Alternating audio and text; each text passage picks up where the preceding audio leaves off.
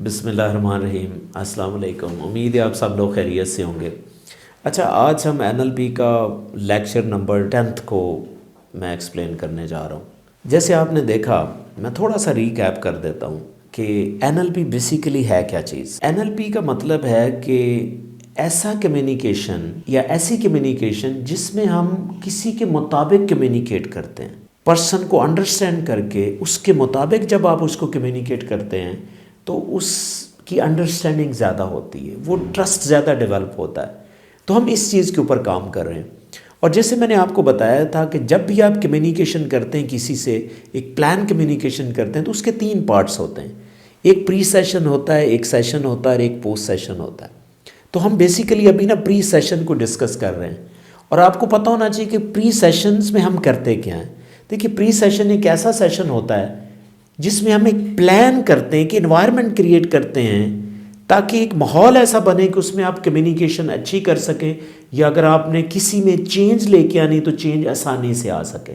तो वो माहौल क्रिएट करने के लिए मैं आज आपके साथ एक अप्रोच शेयर करने जा रहा हूँ जो एनएलपी के लिए इंतहाई ज़रूरी है। अगर आप एनएलपी प्रैक्टिस करना चाहते हैं तो एक मैं आपको इम्पॉर्टेंट अप्रोच दे रहा हूँ जिसे हम बॉडी लैंग्वेज कहते हैं। अगर आप किसी को समझना चाहते हैं, देखिए एनएलपी में मैंने आपको अक्सर बताया कि जब तक आप किसी को अंडरस्टैंड नहीं करते उसके साथ आप अच्छी कम्युनिकेशन नहीं कर सकते। तो किसी को समझने के लिए देखिए सबसे इम्पॉर्टेंट मैं बॉडी लैंग्वेज को कंसीडर करता हूँ। अब बॉडी लैंग्वेज क्यों इम्पॉर्टेंट है और क्यों ज़रूरी है एनएलपी को प्रैक्टिस करने के लिए, ये मैं आज आपको बताऊँगा।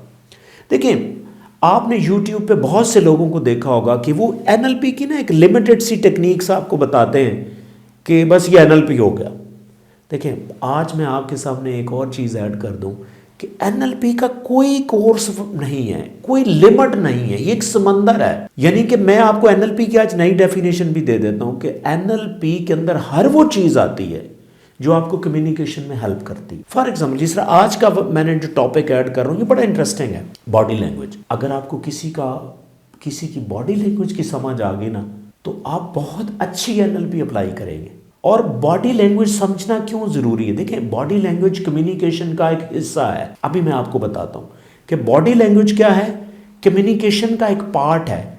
और आपकी इंफॉर्मेशन के लिए मैं आपको बता दूं कि बॉडी लैंग्वेज जो है वो टोटल कम्युनिकेशन में 93% रोल प्ले करती है। यानी कि आप ये देख लें, अगर आप किसी से कम्युनिकेट करना चाहते हैं तो 93% है ही बॉडी लैंग्वेज के जरिए कम्युनिकेशन होती है। फॉर एग्जाम्पल, मैं आपके सामने आपको लेक्चर दे रहा हूँ, फ़र्ज़ करें बिल्कुल मैं ये बॉडी लैंग्वेज का इस्तेमाल ना करूँ, मैं बिल्कुल ऐसे साइलेंट होकर खड़ा हो जाऊँ, हो सकता है कि आप मुझे सुने ही ना। ये जो बॉडी लैंग्वेज है ये 93% जो है वो कम्युनिकेट करती। लफ्ज़ों का बहुत कम इस्तेमाल होता है, लफ्ज़ों की वजह से आपको इतनी अंडरस्टैंडिंग नहीं होती जितनी आपको बॉडी लैंग्वेज देती है। ये आप प्लीज़ नोट कर लें। यानी कि आप कहेंगे नहीं इसका मतलब वर्ड्स की वैल्यू नहीं, वर्ड्स की अपनी जगह उतनी ही वैल्यू है, लेकिन मैं आपको बता दूं कि कम्युनिकेशन में लफ्ज़ों का जो सही इम्पैक्ट होता है वो 7% इम्पैक्ट होता है। बाकी सारी जो ट्रांसफ़र होता है ना कॉन्सेप्ट का, वो आपकी बॉडी लैंग्वेज देती है। अच्छा, बॉडी लैंग्वेज इंपॉर्टेंट क्या है कि जब आप किसी से बात करते हैं और आप जेस्चर दे रहे हैं या आई कांटेक्ट है, ये सारी चीज़ें बॉडी लैंग्वेज में आती हैं। आगे मैं ये भी बताऊंगा कि बॉडी लैंग्वेज में आपने कितनी चीज़ें सीखनी है, वो भी मैं आपको बताऊंगा। देखिए, जब तक आई कांटेक्ट आप ना करें आपको ट्रस्ट नहीं होता, इसलिए ज़रूरी है बॉडी लैंग्वेज। यानी कि आप किसी के सामने जाके बात कर रहे हो तो उसको ज़्यादा अंडरस्टैंडिंग होती है। फिर आपकी बॉडी लैंग्वेज क्या आपका वर्ड्स के साथ सहारा दे रही है, उससे बेसिकली ट्रस्ट आपको बॉडी लैंग्वेज देती है। ट्रस्ट आपको बॉडी लैंग्वेज देती है, वर्ड्स के ऊपर कोई ट्रस्ट नहीं करता। ये आप बात नोट कर लीजिएगा प्लीज, क्योंकि वर्ड्स की कम्युनिकेशन में वैल्यू ही सिर्फ 7% है। अगर आप कम्युनिकेशन के दौरान बॉडी लैंग्वेज पे फोकस करें, बॉडी लैंग्वेज आपको बताती है कि अगले बंदे में कितनी एनर्जी है, अगला बंदा कितना कॉन्फिडेंट है, अगले बंदे की सेल्फ एस्टीम कितनी लो है। ये सारी चीज़ें बॉडी लैंग्वेज में नज़र आ रही होती। अगर आप उसके मुताबिक, फर्ज करें एक बंदा लो एनर्जी के साथ आपसे बात कर रहा है, आप हैवी एनर्जी के साथ उससे बात करना चाहते हैं, या आप हैवी एनर्जी के साथ रूम में एंटर हुए तो उसको अच्छा नहीं लगेगा। तो आपको कैसे पता चलेगा कि ये बंदा लो एनर्जी में, ये आपको बॉडी लैंग्वेज बताएगी। बॉडी लैंग्वेज कोई ऐसे जेस्चर होते हैं जिससे पता चलता है कि बंदे में एनर्जी कम है या कॉन्फिडेंस की कमी है।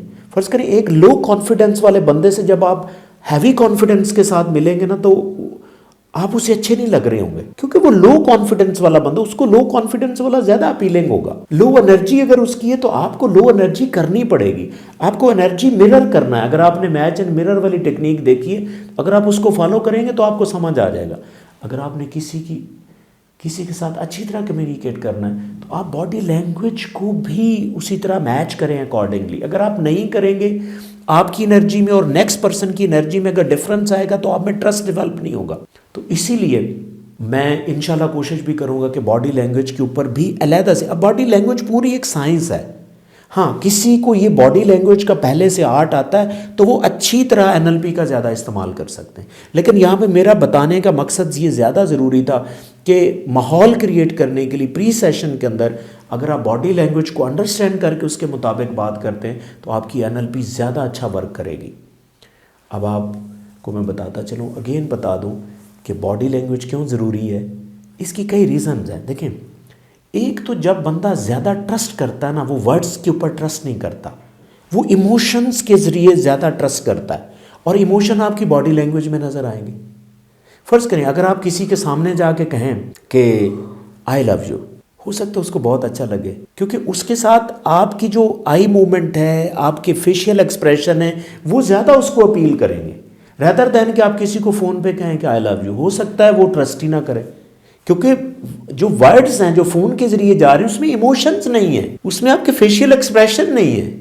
इसी तरह जब आप किसी के सामने होकर बात करेंगे, कुछ कहेंगे, तो ये जो बॉडी लैंग्वेज के ज़रिए इमोशंस भी जाते हैं, और एक इमोशनल कम्युनिकेशन होती है बॉडी लैंग्वेज की।